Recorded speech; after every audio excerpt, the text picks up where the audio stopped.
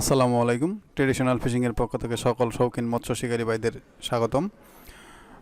প্রিয় ভিউয়ার্স, আজকে আসলে একটি ভিডিওতে থাকছে দুটি ভিডিও। প্রথম ভিডিওটি থাকছে গত পর্বের নারকেল ডাস্ট বানানোর ভিডিওতে কিছু বাকি অংশ। আসলে ওই ভিডিওতে একটা জিনিস বলতে ভুলে গেছিলাম, তাই এই ভিডিওতে সেই অংশটা দিয়ে দিছি। যারা গত পর্বে ভিডিওটি দেখেননি তারা উপরে আই বাটনে ক্লিক করে ওই ভিডিওটি দেখে নেবেন। এবং আসলে যে কথাটি আসলে বলতে চাচ্ছি, যদি আপনারা নারকেল ডাস্ট রোদে শুকিয়ে বানান তাহলে ওই ভিডিওটা দেখবেন। আর যদি দ্রুত ব্যবহার করার প্রয়োজন হয় কিন্তু রোদ নাই, কি করবেন? সেই ক্ষেত্রে এইভাবে কড়াইয়ের ভিতরে বা একটা হাঁড়িতে নিয়ে হালকা আঁচে নারকেল ডাস্টটাকে ভাজতে থাকবেন।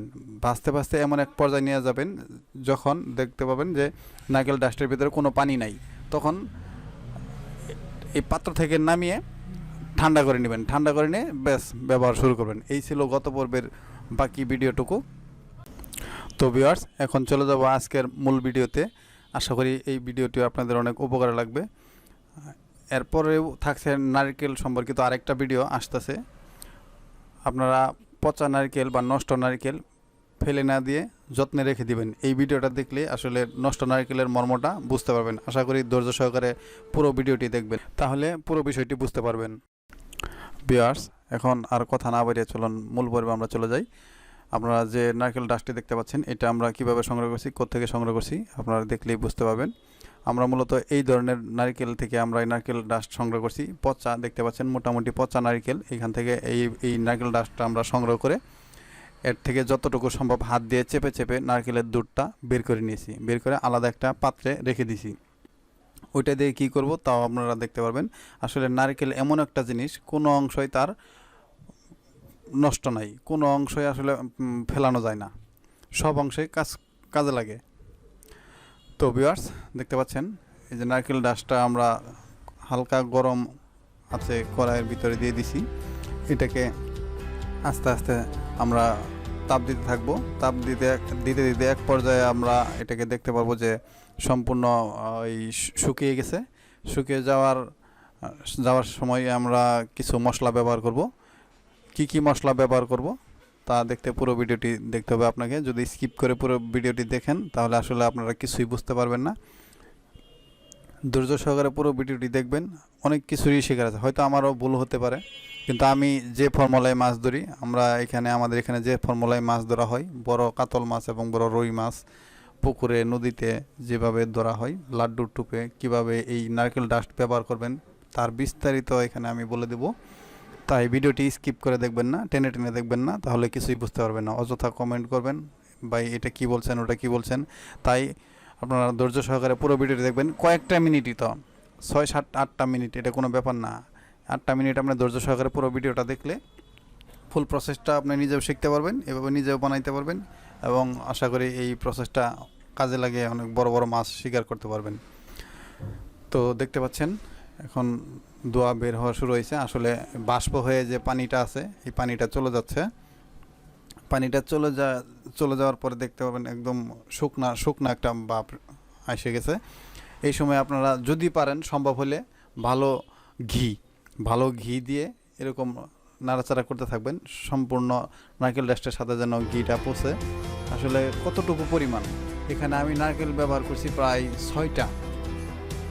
হ্যাঁ, 6টা নারকেলের ডাস্ট। আসলে সাইজগুলো তেমন বড়ও না তেমন ছোটও না, মাঝারি আকারের নারকেল।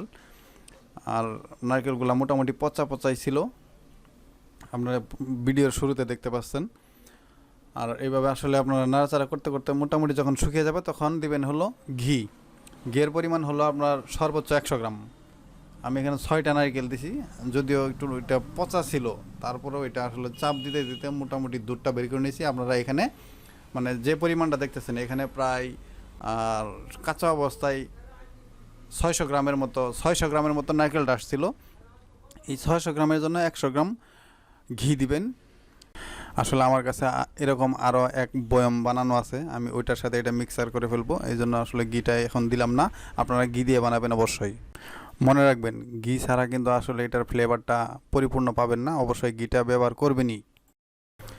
ঘি দিয়ে এটাকে ভেজে একবার শুকিয়ে নেবেন। শুকিয়ে নেওয়ার পরে এখানে দিবেন হলো 8টা এলাচ, 8টার মধ্যে 4টা এলাচ দিবেন ফাটিয়ে, আর 4টা এলাচ সম্ভব হলে গুঁড়া করে ছিটাই দিবেন। আর 2টা তেজপাতা দেখতে পাচ্ছেন ভিডিওতে, এই যে আমি আসলে ভিডিওটি একটু স্কিপ করে তেজপাতা নিয়ে আসতে গেছিলাম। আপনারা এইভাবে দিয়ে এভাবে নাড়াচাড়া করতে থাকবেন। তেজপাতা দিবেন 2টি, এলাচ দিবেন টোটাল 8টি, 8টির মধ্যে 4টি দিবেন ফাটিয়ে, আর 4টা সম্ভব হলে ব্লেন্ডার অথবা শিলপাটায় গুঁড়া করে এর গুঁড়াটা ছিটিয়ে দিবেন। ছিটিয়ে এভাবে হালকা আছে ভাজতে থাকবেন।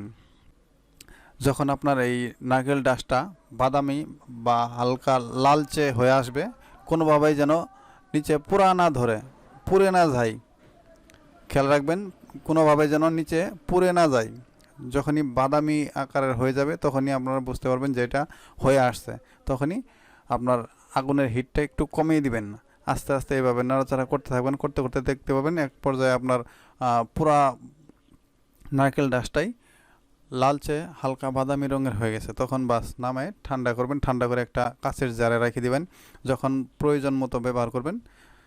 দেখতে পাচ্ছেন এই যে নিচে আপনার লালচে লালচে মানে পুরার একটা অবস্থায় আসতেছে। এখন আমি ফুল হিট কমাই দিছি বলতে একদম নিবু নিবু অবস্থায়। এই পর্যায়ে এখন আপনারা নামাই নেবেন। এরকম হওয়ার সাথে সাথে নামাই নিয়ে একটা পাত্রে রেখে ঠান্ডা করে কাঁচের জারে রেখে দিবেন। রেখে দিয়া আপনারা এটাকে ব্যবহার করবেন লাড্ডুর টোপে, রুটির টোপে। নদী অথবা পুকুরে যখন খেলবেন 100% কাজ করবে। বাউস, রুই, কাতল এটা আসলে খুবই পছন্দ করে, এর ফ্লেভারটা খুব কড়া হয়। আপনারা একবার বানায় ট্রাই করে দেখতে পারেন কাতলের জন্য কী পরিমাণ কাজ করে। তো পুরো ভিডিওটি দেখার জন্য ধন্যবাদ। কারো কোথাও যদি কোনো ডাউট থাকে আমাকে অবশ্যই জানাবেন। তো ভিডিওটি ভালো লাগলে অবশ্যই ভিডিওতে একটি লাইক দিবেন, আর আপনি যদি আমার চ্যানেলে নতুন হয়ে থাকেন অবশ্যই চ্যানেলটি সাবস্ক্রাইব করবেন। ধন্যবাদ পুরো ভিডিওটি দেখার জন্য।